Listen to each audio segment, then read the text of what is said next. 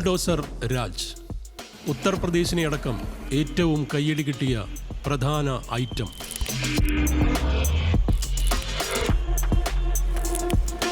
വ്യാജ ഏറ്റുമുട്ടൽ കൊലയുടെ ആരോപണങ്ങൾക്കിടെ സംസ്ഥാന ഭരണകൂടങ്ങൾ നടപ്പാക്കിയ crowd pulling mass show.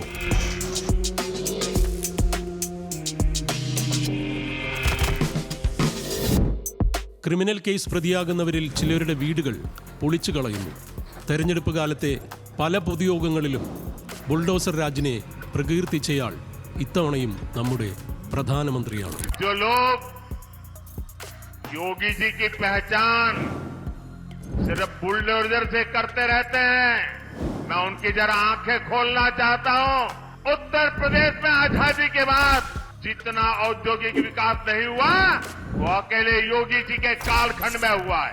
Kashi के सांसद के नाते मैं उत्तर प्रदेश का सांसद हूं. ये मेरे भी माननीय मुख्यमंत्री है. मैं गर्व अनुभव करता हूं कि मेरे पास ऐसे साथी हैं.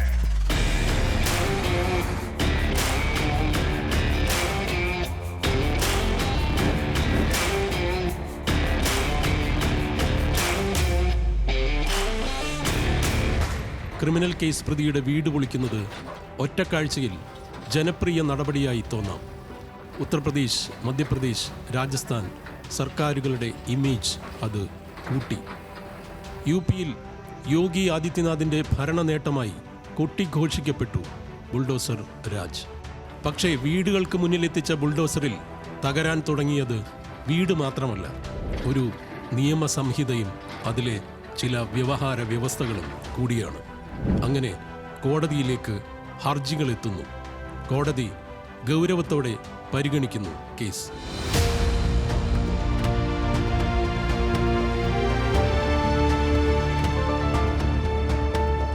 പ്രതിയല്ലാത്ത നിരവധി മനുഷ്യരുടെ വാസയോഗ്യ ജീവിതാവകാശം ഇല്ലാതാക്കുന്നു. അതാണ് ബുൾഡോസർ രാജിലെ മനുഷ്യാവകാശ പ്രശ്നം. പ്രതിയുടെ കുടുംബത്തിലുള്ളവരുടെ കുടികിടപ്പ് അവകാശം കൂടി ഇല്ലാതാക്കൽ. ഇതൊരു സാമൂഹ്യ രാഷ്ട്രീയ പ്രശ്നമാണ്. ഉദാഹരണത്തിന് ജഹാംഗീർപുരിയിൽ വർഗീയ പ്രശ്നത്തെ തുടർന്ന് 7 വീടുകൾ പൊളിക്കുന്നു. പൊളിച്ചത് മുസ്ലിം വീടുകൾ. മുസ്ലിം വിരുദ്ധ മുദ്രാവാക്യങ്ങളും ബുൾഡോസിങ്ങും അനുകൂലിച്ച് ചില തീവ്ര ഹിന്ദു സംഘടനകൾ തടിച്ചുകൂടി അവിടെ പ്രതിഷേധിക്കുന്നു. ദേശീയ മാധ്യമങ്ങൾ റിപ്പോർട്ട് ചെയ്ത വിവരമാണിത്. അപ്പോൾ ഇതൊരു കേവല കെട്ടിട നിർമ്മാണ ചട്ടലംഘനമല്ല, മറിച്ച് ബുൾഡോസർ രാജിന് ഒരു രാഷ്ട്രീയമായ സബ് ടെക്സ്റ്റ് ഉണ്ട് എന്ന് വരുന്നു. ആ നീക്കത്തെയാണിപ്പോൾ സുപ്രീം കോടതി എടുത്തിട്ട് കുടഞ്ഞത്.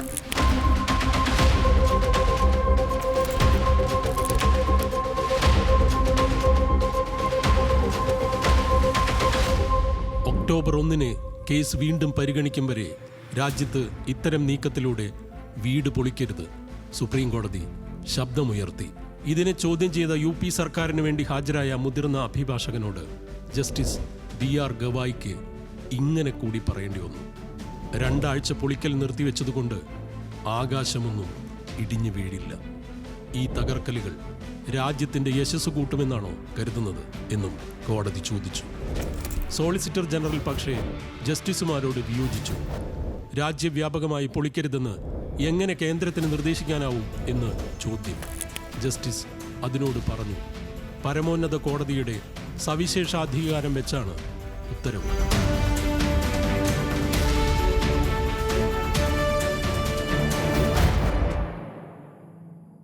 മുസ്ലിങ്ങളെ ലക്ഷ്യം വെച്ചാണ് സംസ്ഥാന സർക്കാരുകൾ വീടുകൾ പൊളിച്ചതെന്നാണ് കോടതിയിൽ വന്ന ഹർജികളിലെ പ്രധാന പരാതി.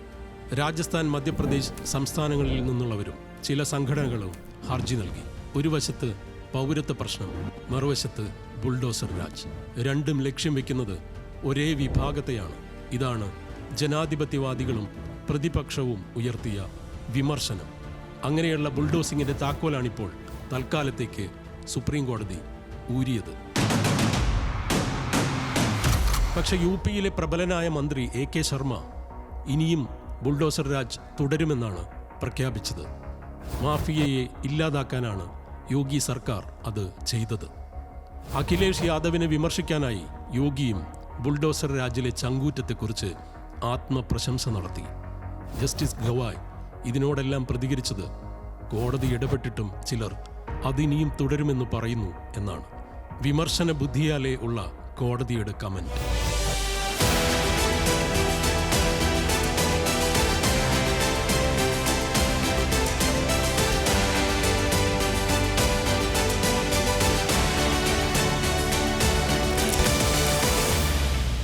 ഏതായാലും രാജ്യത്തെ പരമോന്നത കോടതി ബുൾഡോസറിൽ നടത്തിയ താക്കീത് ശ്രദ്ധേയമാണ്.